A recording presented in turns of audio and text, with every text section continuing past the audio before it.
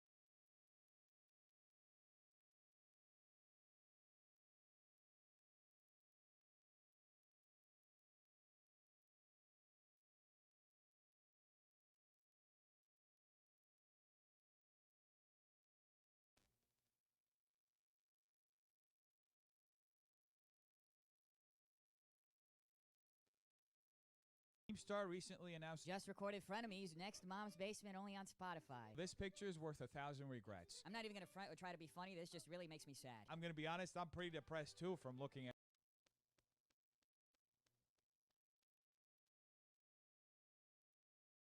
Oh, I have so much to say today. You have no idea. Irrelevant news. Somebody robbed Bryce Hall.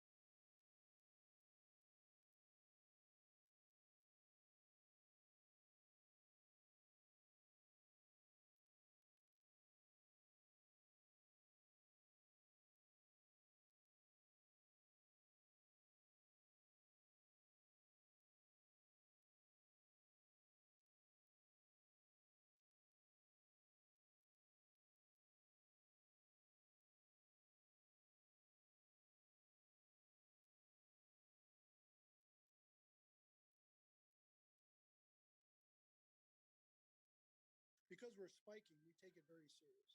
Officials with the Hawaii Attorney General's office are cracking down on fake COVID-19 vaccination cards. Just last week, Enzo and Daniela Dalmazo from Miami Beach traveled to the island, and authorities say they had fake cards for themselves and their 2 children. The screener at the airport, when they came through, noticed an anomaly about the age of the children and the vaccine, and that's how we got involved.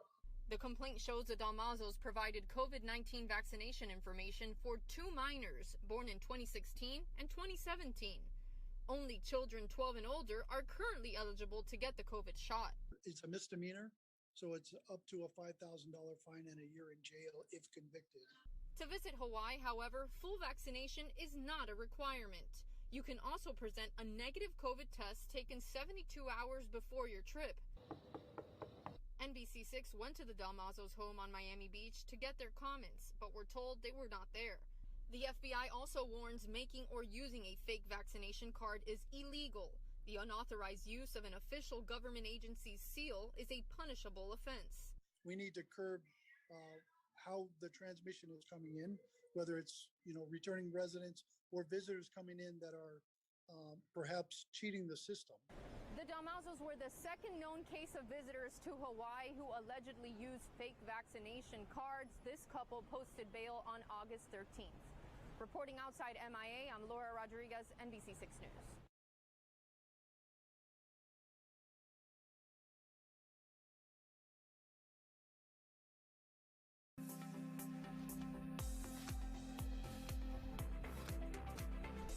Good morning, I'm Joe Fryer. And I'm Savannah Sellers. Right now on Morning News Now, roll up your sleeves. It's official this morning. Top health officials now advising that vaccinated Americans 18 and older will be eligible for a COVID booster shot in the coming weeks. Available 8 months after your second jab, as new research points to an efficacy drop in the vaccine over time.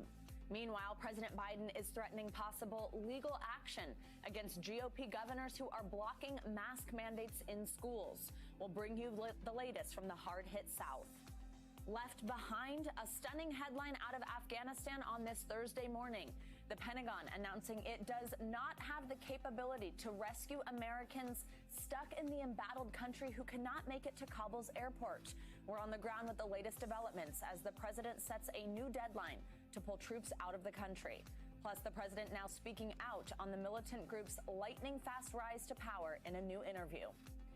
Facing discrimination, a shocking new report on America's trans community out this week finds nearly half have been mistreated by medical providers while seeking necessary care. We'll dig into those troubling numbers and introduce you to the people who are fighting back. And daycare chaos. Pandemic supply and demand has hit the childcare industry hard as a shortage of labor and seemingly endless waiting lists have driven the cost for some American families sky high.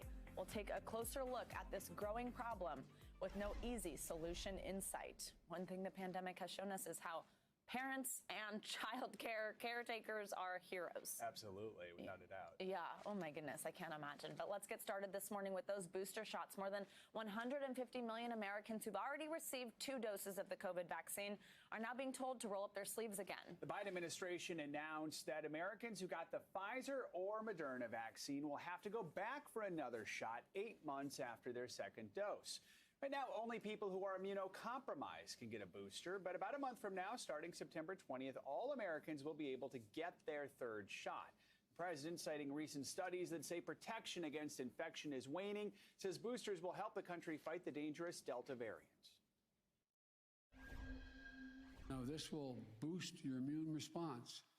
It will increase your protection from COVID-19. It will make you safer and for longer.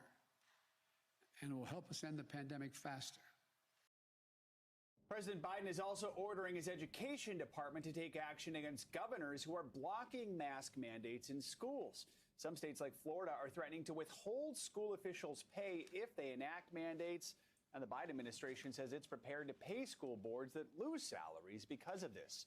The push to mask up in schools comes as cases rise nationwide, especially among younger kids who are not yet eligible for the vaccine.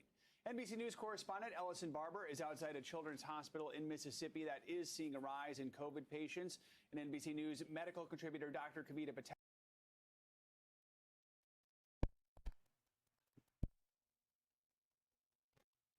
I had my mic turned off apparently. Good morning. Or good afternoon. I slept in, so it still feels like morning.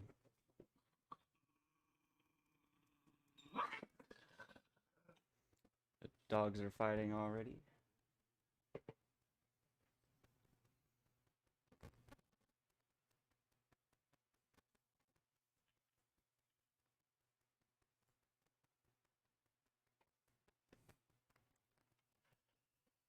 Oh yeah.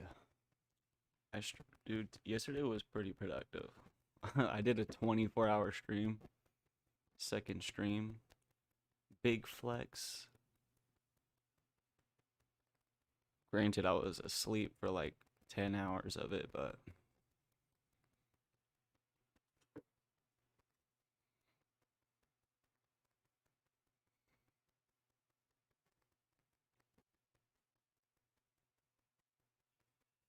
trying to figure out something I can watch while I'm in the tub.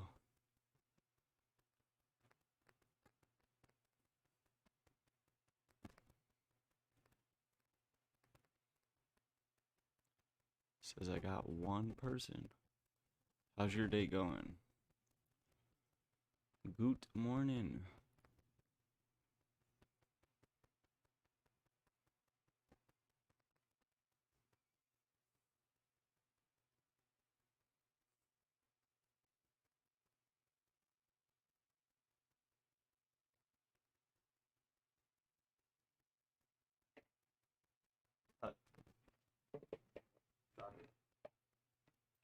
Where do you eat the paper off the ground?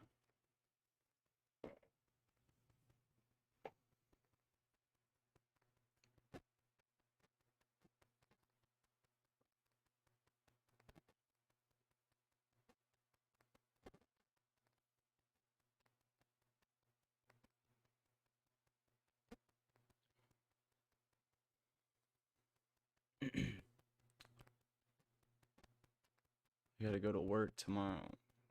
I wanna go to work. That shit sucks.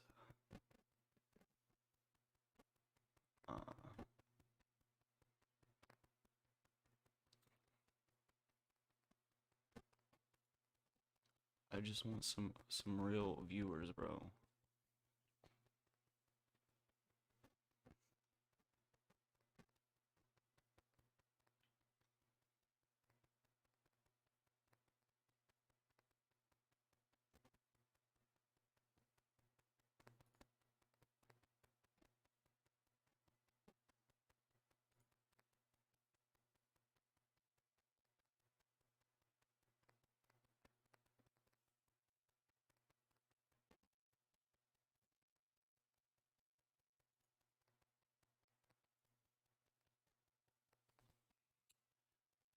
Anyways, I'm about to go hop in the shower though. So let me try to find something to play.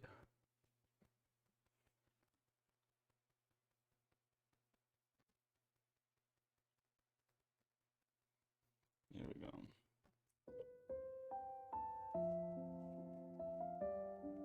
And no.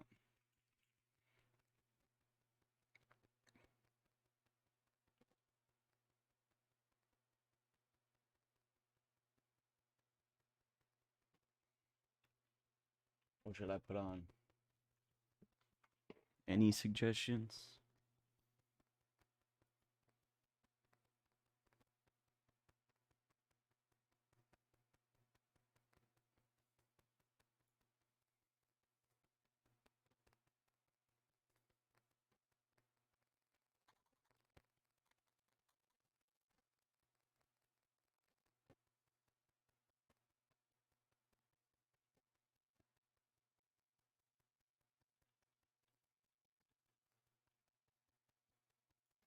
Let's check out this dickhead's live stream.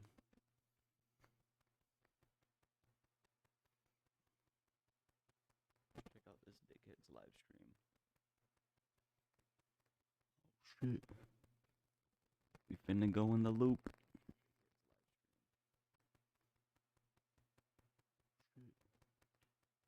We finna go in the loop.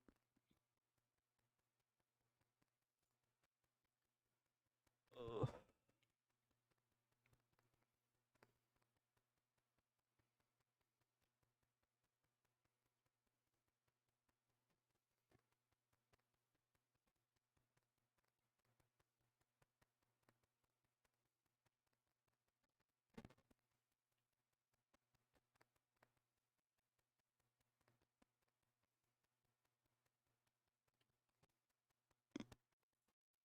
This looks pretty interesting.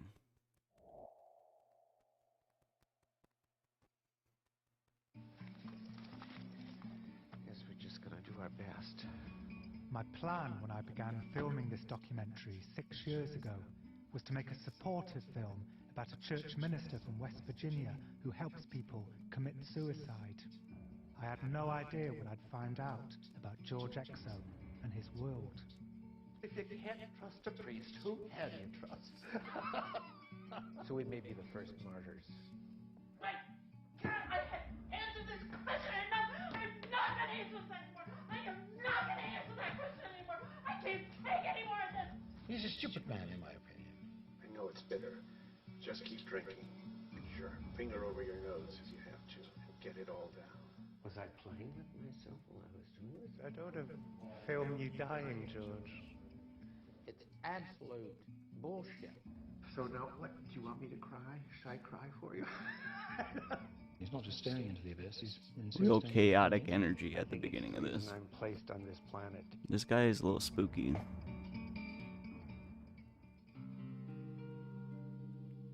This story begins in January 2002. A woman's body has been found in this rented house in Dublin. Her name is Rosemary Toole, and police say she was suffering from depression. Her death does appear to have been a case of assisted suicide. Gardaí are now investigating not only how the woman died, but whether or not someone was with her at the time.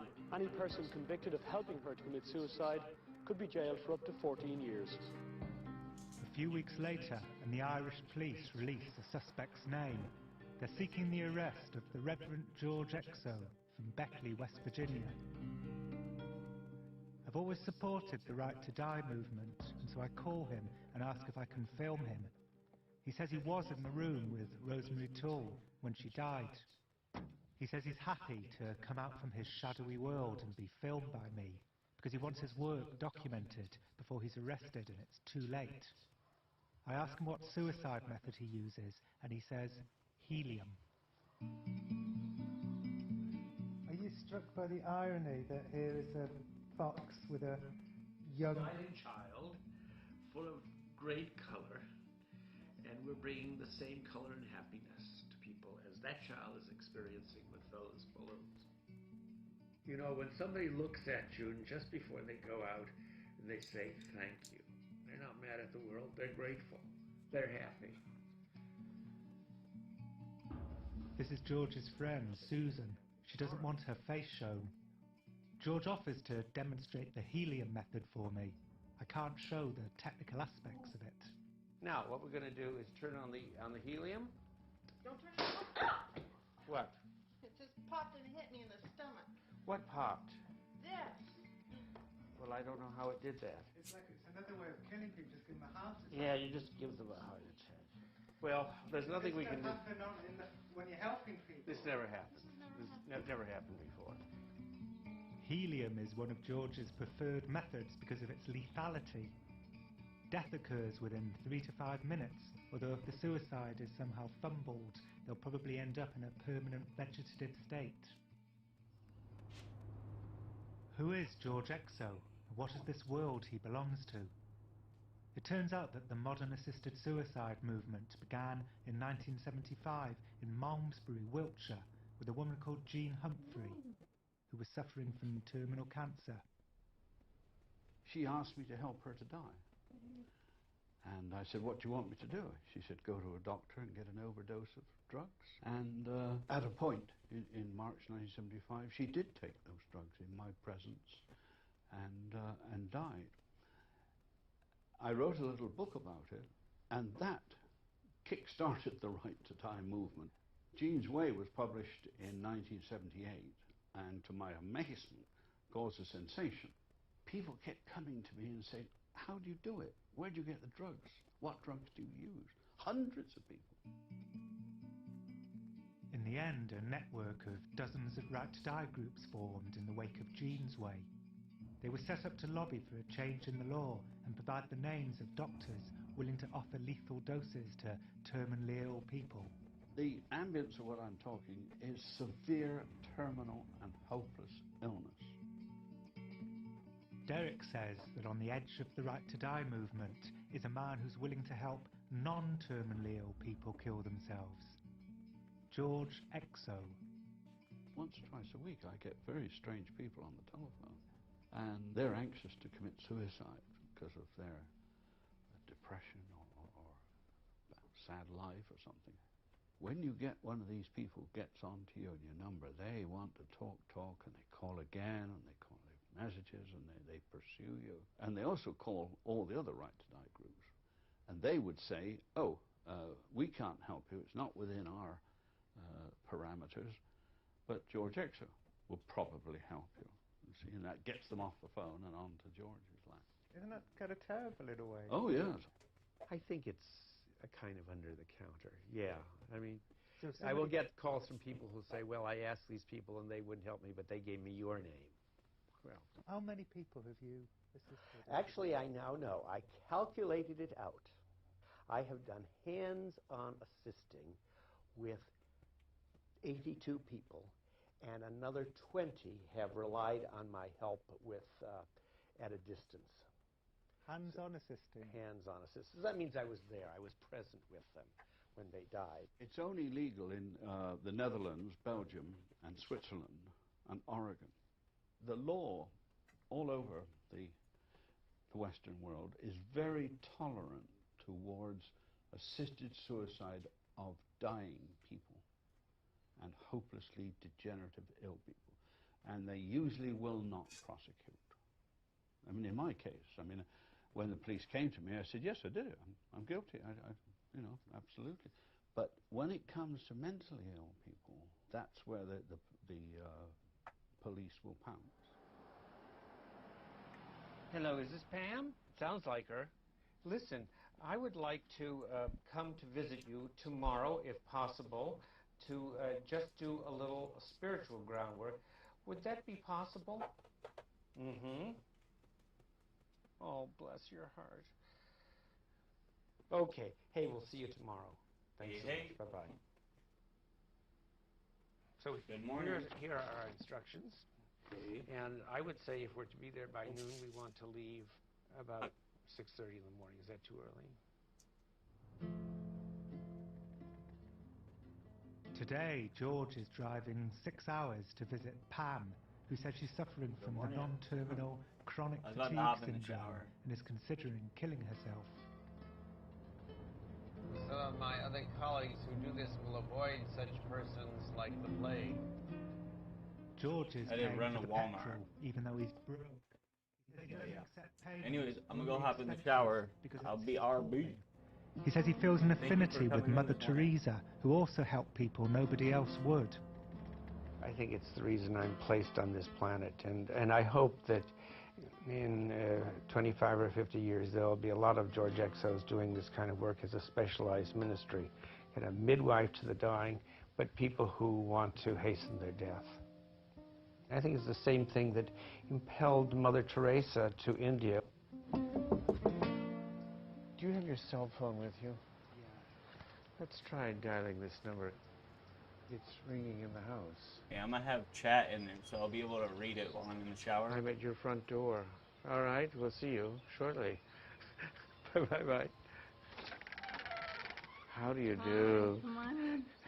I'm George. Hi, George. Good to meet you. Nice to meet you. And this is David, and behind him is John. I'm John. I thought this was just to be a pastoral visit. I didn't realise that George was about to eulogise to Pam on the joys of death and what a great adventure it will be. This is a great adventure. Look forward to it. and following a church minister who helps non-terminally ill people kill themselves and is wanted by the Irish police. We're at the house of a prospective client, Pam, who's thinking about committing suicide. Tell me a little bit about your illness. This is a difficult disease to cope with because